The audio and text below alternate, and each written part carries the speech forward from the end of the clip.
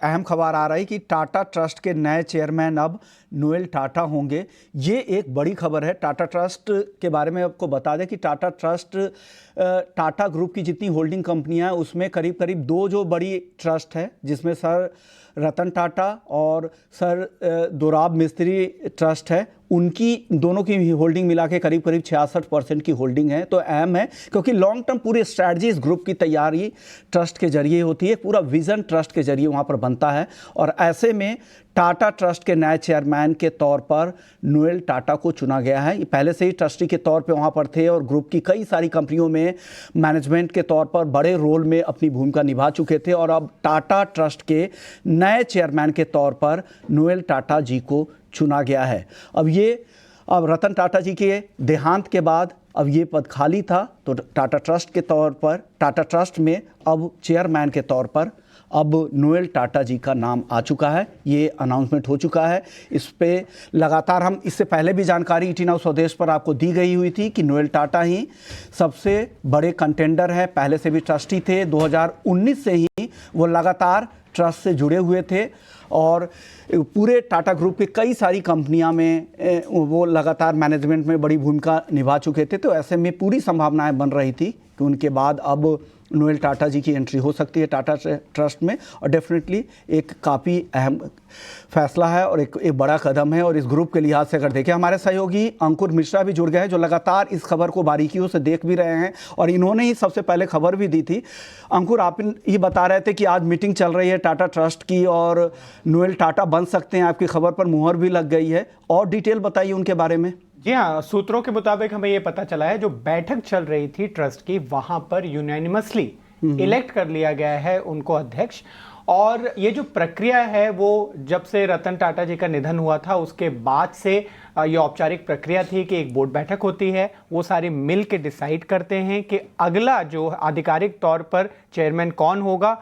तो सूत्र हमें ये कंफर्म कर रहे हैं कि जो नोएल टाटा हैं उनको आधिकारिक रूप से अभी अध्यक्ष यानी कि चेयरमैन नियुक्त कर दिया गया है। अब फाइनल एक जो प्रेस रिलीज आनी है वो अभी भी बाकी है। एक आधिकारिक पुष्टि कंपनी की तरफ से भी की जाएगी, ट्रस्ट की तरफ से भी की जाएगी, लेकिन इसके मायने क्या है ये समझ लेते हैं। क्योंकि नोएल टाटा काफ़ी ज़्यादा इन्वॉल्व थे कुछ कंपनियों के रूपांतरण की।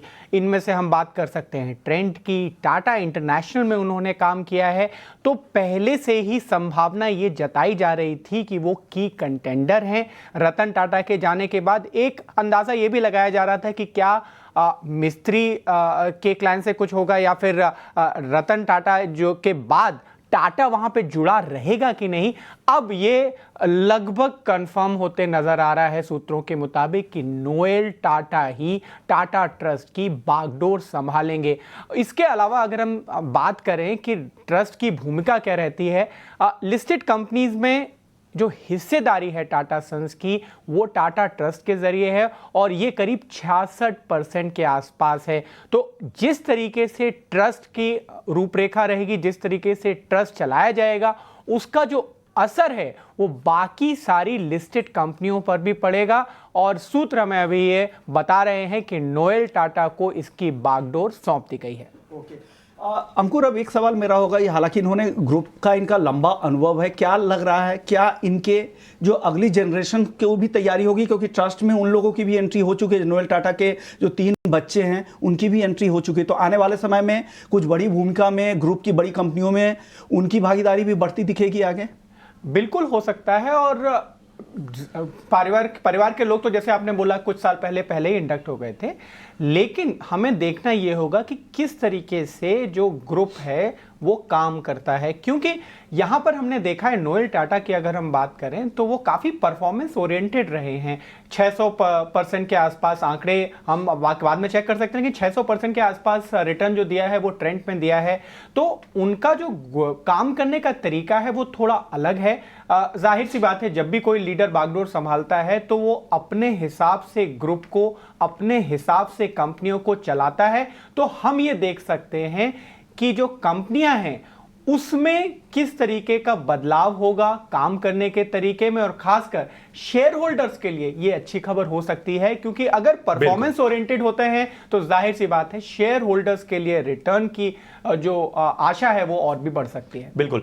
एक चीज और है, और शायद इसे लेकर भी निगाहें रहेंगी, क्योंकि टाटा ग्रुप केवल कारोबार नहीं, जो उनके समाज सुधार, समाज सेवा वाला जो फ्रंट है, और इसके अलावा जो एक पूरा जेस्चर है, उसे कैसे आगे ले जाया जाता है, ये भी इस पर भी बहुत निगाहें रहेंगी। जी बिल्कुल, टाटा ग्रुप बहुत ही कुछ ऐसे ग्रुप में से एक है जो फिलैंथ्रोपी पे शुरू से फोकस किया है, और वहां पर पूरा जो स्ट्रक्चर है वो ऐसा रखा गया है कि जो मुनाफा आता है वो एक तरफ तो मुनाफा रहे और दूसरी तरफ समाज में उस मुनाफे का उपयोग हो। तो ये काफ़ी सारे ऐसे जो कॉर्पोरेट्स हम जब बात करते हैं वो भी बोलते हैं कि अपने आप में ये एक उदाहरण के तौर पे है, और मुझे नहीं लगता कि उसमें कोई बदलाव होगा। वो टाटा ग्रुप की नींव है, वो उसी तरीके से शायद चलती रहे जिस तरीके से रतन टाटा चला रहे थे। हो सकता है अब इसको और एक बोलते हैं कि नेक्स्ट स्टेप या नेक्स्ट लेवल पे लेके जा सकते हैं, इसका एक्सपेंशन और अच्छे से कर सकते हैं। आप देख सकते हैं कि जो जिस तरीके से टाटा ट्रस्ट इसमें जुड़ा हुआ था, आगे जाके ये फोकस और भी बढ़ सकता है नोएल टाटा के अपॉइंटमेंट के बाद। ओके, हमारे सहयोगी अभिषेक भी हमारे साथ है। अभिषेक, आप बताइए, आप भी करीब से लगातार देख रहे हैं इस ग्रुप की खबरें, लगातार आप ट्रैक भी कर रहे थे।